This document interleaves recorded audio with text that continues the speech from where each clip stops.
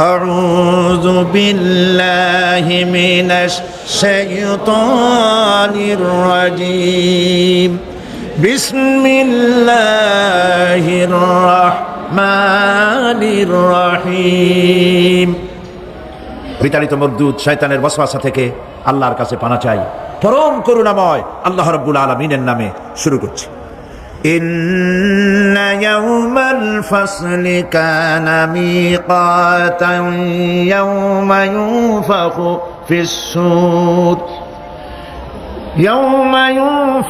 في الصور فتأتون أفواجا وفتحت السماء فكانت أبوابا وسيرت الجبال فكانت سرابا صدق الله العظيم إن يوم الفصل كان ميقاتا নিঃসন্দেহে বিচারের দিনটি পূর্ব থেকেই নির্ধারিত হয়েই আছে। ইয়াউমা ইউনফাখু ফিস-সূর ফাতাতুনা আফওয়াজা, যেদিন সিংহায় ফুঁক দেওয়া হবে তখন তোমরা দলে দলে বেরিয়ে আসবে। ওয়াফুতিহাতিস সামাউ ফাকানাত আবওয়াবা, আর আকাশসমূহ খুলে দেওয়া হবে তখন তা শুধু দরজা আর দরজা হয়ে যাবে। ওয়াসুইরাতিল জিবালু ফাকানাত সারাবা, আর পাহাড়সমূহকে চালিয়ে দেওয়া হবে ফলে তা মরীচিকায় পরিণত হয়ে যাবে। তেলাওয়াতকৃত আয়াতের এই হচ্ছে তরজমা। সূরা নাবা হচ্ছে নবী করিম সাল্লাল্লাহু আলাইহি ওয়াসাল্লাম বলেছেন, কেউ যদি দুনিয়ায় বেঁচে থাকা অবস্থায় পরকালীন দৃশ্য চোখে দেখতে চায় সেজন্য সূরা আন-নাবা, সূরা আল-মুরসালাত, সূরা আন-নাজিআত, সূরা আল-ইনফিতার, সূরা আত-তাকবীর, এই সূরাগুলি যেন পড়ে তাহলে কিয়ামতের দৃশ্য নিজ চোখে অবলোকন করতে পারবে। সুবহানাল্লাহ বলে। পরকালীন জীবন সম্পর্কে কোরআন যেসব যুক্তি পেশ করেছে তা হলো আল্লাহর এসব কিছুই বিচক্ষণতার বাইরে ছিল না, লক্ষ্যহীন এবং নিরর্থক নয়। আল্লাহ পাক বলছেন, আফাহাসিবতুম আন্নামা খালাকনাকুম আবাসা ওয়া আন্নাকুম ইলাইনা লা তুরজাউন, তোমরা কি ভেবেছো যে তোমাদেরকে সৃষ্টি করা হয়েছে খামোখা আর তোমাদেরকে আমার কাছে ফিরে আসতে হবে না? এটাই কি মনে করেছো? আল্লাহ রাব্বুল আলামিন কোরআনে কারীমের অন্যত্র বলেন, আয়াহসাবুল ইনসানু আইয়ুতরাকা সুদা, মানুষ কি ভেবেছে যে তাদেরকে নিরর্থক আমি সৃষ্টি করেছি? মোটেই না। وما خلقنا السماوات والأرض وما بينهما لاعبين, আল্লাহ পাক বলেন, এই আকাশ আর জমিন আর এর মধ্যবর্তী যা কিছু আমি সৃষ্টি করেছি কোনটাকে খেল তামাশার বিষয়বস্তু করে তৈরি করি নাই, নিরর্থক করে বানাই নাই। প্রত্যেকটি সৃষ্টির পেছনে বিচক্ষণতার দাবি হিসেবেই সৃষ্টি করা হয়েছে। বিরাট কারণ রয়েছে, খামোখা বানানো হয় নাই। এই পৃথিবীর একদিন শেষ হয়ে যাবে, এই বিশ্ব ব্যবস্থার একদিন পরিসমাপ্তি হয়ে যাবে। এই আকাশ থাকবে না, এই জমিন থাকবে না। বিশ্বাস করেন? আর যারা জবাব দিলেন না, বিশ্বাস করেন? আকাশ, জমিন, এই মানব গোষ্ঠী কিছুই থাকবে না, একদিন সব শেষ হয়ে যাবে। বিশ্ব ব্যবস্থার পরিসমাপ্তি কিভাবে ঘটবে? কোরআনে কারীমে আল্লাহ রাব্বুল আলামিন পরিষ্কার করে বলে দিচ্ছেন। লক্ষ্য করো কেমনে এই পৃথিবীকে ধ্বংস করা হবে। আল্লাহ পাক কোন জিনিসকে গোপন রাখেন নাই, ওপেন সিক্রেট, সবগুলিকে খুলে খুলে আল্লাহ বয়ান করে দিয়েছেন। এই পৃথিবী আল্লাহ রাব্বুল আলামিন কেমনে ধ্বংস করবেন, কেমনে কিয়ামত হবে, বিশ্ব ব্যবস্থার পরিসমাপ্তি কেমনে হবে, আল্লাহ পাক কোরআনে কারীমে বলেন, ইযাস সামাউ ফাতারাত ওয়া ইযাল কাওয়াকিবু তাসারাত وإذا البحار فجرت وإذا القبور بعثرت إذا السماء انفطرت, আকাশসমূহ বিদীর্ণ হয়ে যাবে, বিদীর্ণ হয়ে যাবে।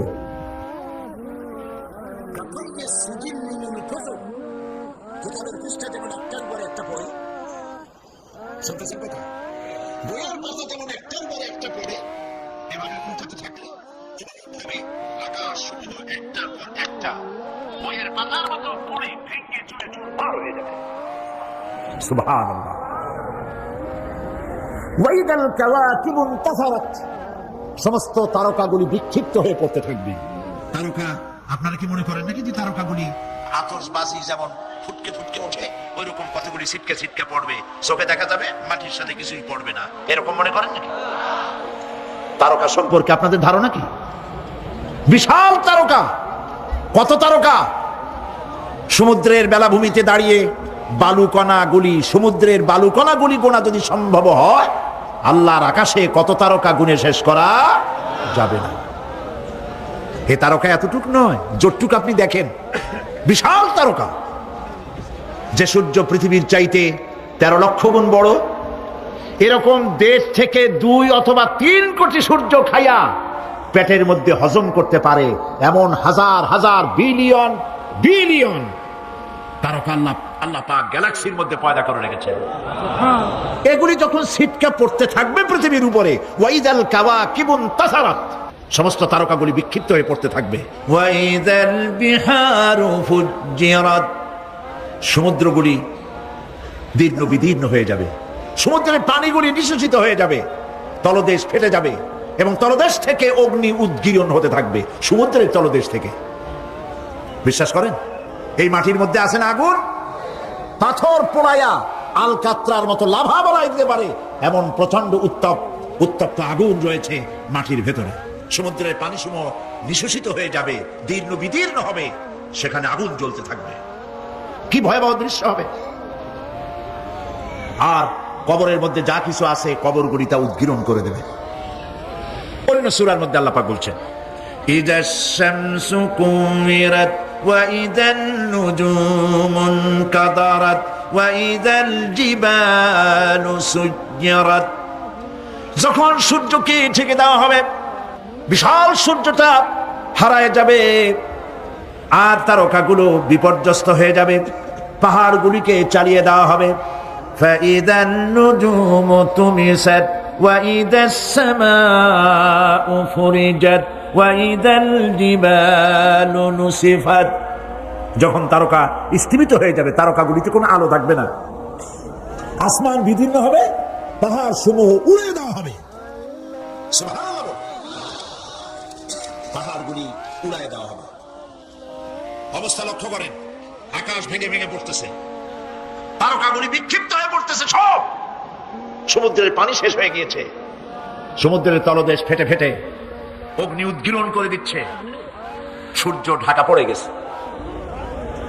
মহান আল্লাহ রাব্বুল আলামিন বলেন, শুধু সূর্য ঢাকা পড়বে না, মানুষেরা দেখতে পাবে فإذا برق البصر وخسف القمر وجمع الشمس والقمر, যখন চক্ষু বিস্ফারিত হবে, মানুষের চোখগুলি ছানা বড়া হয়ে যাবে, এই দৃশ্য দেখে চাঁদে আলো নাই, সূর্যতে আলো নাই, চাঁদ আর সূর্য দুটি একাকার হয়ে যাবে।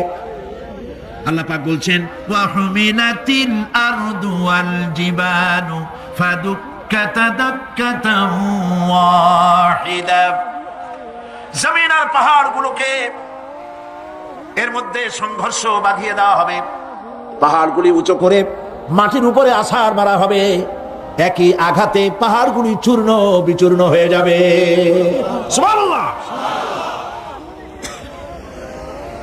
এই কথার মধ্যে কোনো ভুল আছে? কেবলমাত্র কাফের, বেঈমান, তাদের কলিজা এ কথা ভয়ের সৃষ্টি না করতে পারে, ইমানদারদের কলিজা ফেটে যাওয়ার কথা। কি ভয়াবহ দৃশ্য! তারকা পড়তেছে, আকাশ ভাঙতেছে, খালি রাশিয়ার একটা রকেট 2 বছর পর্যন্ত মহাশূন্য উঠতেছিল, একদিন পত্রপত্রিকায় দেখতে পেলাম ওটা ভাঙে পড়বে, ওটা মেয়াদ শেষ হয়ে গেছে, ভাঙে পড়বে। বিশ্ব মহাচিন্তায় পড়ে গেল, কোন দেশে পড়বে? যদি কোনো দেশের উপরে পড়ে, সে দেশ শেষ হয়ে যাবে, বিল্ডিং, মানুষ, স্থাপনা সব চূর্ণ বিচূর্ণ হয়ে যাবে। ভয় তো অস্থির। রাশিয়ার বিজ্ঞানীরা চেষ্টা করল সেটাকে সরিয়ে কোন জমিনে যেতে না পারে মহাসমুদ্রে ভালাবার জন্য চেষ্টা করতে লাগলো। মনে আছে ঘটনা আপনাদের? পত্র পত্রিকা যারা পড়ে মনে থাকারই কথা। রাশিয়ার একটা রকেট, এটা কত বড় হবে, ওইটা ভেঙে চুরে পড়বে, সে ভয়তে দুনিয়া অস্থির। আর আল্লাহ পাক বলছেন এতে কোনো সন্দেহ নাই, আকাশ একটার পর একটা ভেঙে চুরে চুরমার হয়ে পড়তে থাকবে, তারকাসমূহ বিক্ষিপ্ত হয়ে পড়বে, দরিয়া দীর্ণ বিদীর্ণ হয়ে যাবে, চন্দ্র আর সূর্য ধাক্কা লেগে একাকার হয়ে যাবে, চাঁদে আলো নাই, সূর্যে আলো নাই, অন্ধকার এক বিভীষিকাময় পূর্ণ হয়ে যাবে গোটা বিশ্ব। পাহাড়গুলো উঁচু করে মাটির উপরে আছাড় দেওয়া হবে, এক ধাক্কায় পাহাড়গুলো ভেঙে চুরে চুরমার হয়ে যাবে। সুবহানাল্লাহ। এই অবস্থা যখন, এই ভয়ঙ্কর পরিস্থিতি যারা লক্ষ্য করবে, আল্লাহ রাব্বুল আলামিন বলেন মানুষেরা ভয় অস্থির হয়ে দৌড়াদৌড়ি আরম্ভ করবে।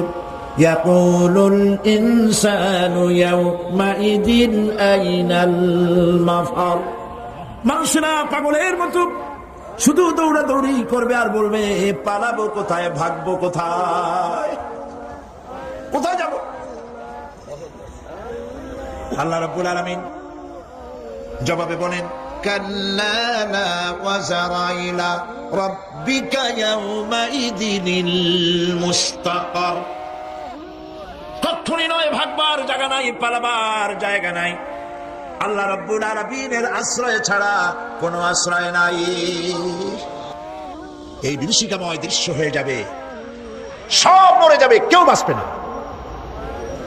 মালাকুল মউতকে আল্লাহ পাক জিজ্ঞেস করবেন কে এখন বেঁচে আছে আর কারা বেঁচে আছে? তিনি বলবেন হযরত জিবরাইল, হযরত মিকাইল, হযরত ইসরাফিল। আল্লাহ পাক নির্দেশ করবেন এদের জান কবজ করো। ইসরাফিল, মিকাইল জান কবজ হবে। হযরত জিবরাইল আমিন শাদীদুল কুওয়া, প্রচন্ড ক্ষমতা আল্লাহ তাকে দান করেছেন, সুবহানাল্লাহ বলেন। দুনিয়ার সব নবীদের কাছে বাণী বহন করে নিয়ে আসছেন পূর্ণ অথেন্টিসিটির সাথে, সুবহানাল্লাহ। আল্লাহ পাক যাকে বলেছেন রূহুল আমিন। নবী করিম সাল্লাল্লাহু আলাইহি সাল্লামের মেরাজের রাত্রে যে কথা বলা হয়েছে ওয়ালাকাদ রাহু বিল উফুকিল মুবিন, পশ্চিম দিক বলয় তিনি যা দেখতে পেয়েছিলেন, তাফসীর বলছে হযরত জিবরাইলের পূর্ণ আকৃতিতে নবী করিম সাল্লাল্লাহু আলাইহি সাল্লাম তাকে দেখতে পেয়েছিলেন। হযরত জিবরাইল যখন দুনিয়া আসেন, কোন কোন কিতাবে লেখা হয়েছে 600 ডানা আছে, তা দুই ঝাপটায় আকাশ থেকে জমিনে চলে আসেন, সুবহানাল্লাহ। হযরত জিবরাইলকে আল্লাহ পাক বলবেন তাকে মওত দাও, হযরত জিবরাইল বিদায় হয়ে যাবে। আল্লাহ প্রশ্ন করবেন এখন আর কে বাকি? মান বাকিয়া ইয়া মালাকাল মউত। মালাকুল মউত বলবেন হে আল্লাহ তাআলা, এখন তোমার সামনে আমি দাঁড়িয়ে আছি, আর কেউ নাই। আল্লাহ পাক বলবেন মুত ইয়া মালাকাল মউত। আল্লাহু আকবার। মুত ইয়া মালাকাল মউত, মরে যা, মরে যা। মালাকাল মউত মরে চলে যাবে, এরপরে আর কেউ নাই।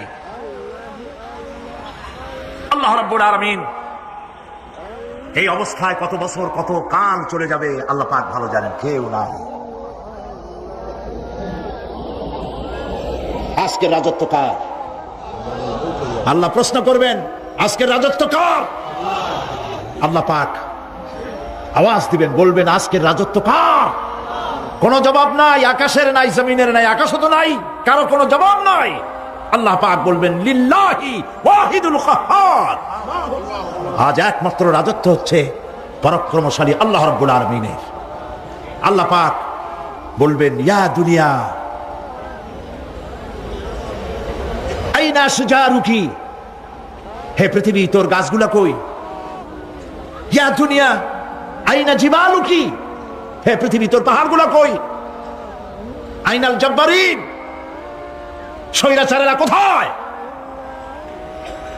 কারো কোনো জবাব হবে না। আল্লাহ পাক এরপরে আবার মানুষগুলিকে জিন্দা করবেন, সুবহানাল্লাহ। ওয়াইজাল কুবুরু বুসিরাত, যা কিছু মাটির মধ্যে লুকায়িত ছিল সবগুলি আল্লাহ পাক বের করে নিয়ে আসবেন।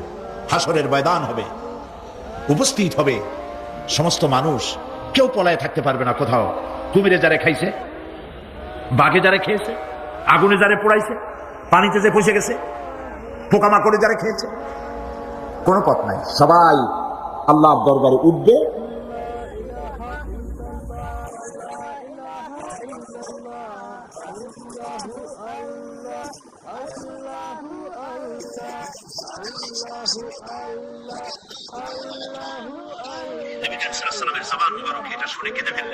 বললেন, ইয়া রাসূলুল্লাহ, আমারও কি সেই অবস্থা হবে? তিনি বললেন, হ্যাঁ। উম্মুল মুমিনিন বললেন, ইয়া রাসূলুল্লাহ, তখন কি আমার শরম হবে না? আল্লাহর নবী বললেন, কিয়ামতের এই বিভীষিকাময় দৃশ্য দেখে মানুষ মানুষের দিকে তাকাবার কোনো হুঁশ থাকবে না। সব মানুষ উপরের দিকে তাকায় থাকবে, নিচে তাকাবার কারো কোনো ক্ষমতা থাকবে না। মানুষ অস্থির হয়ে যাবে।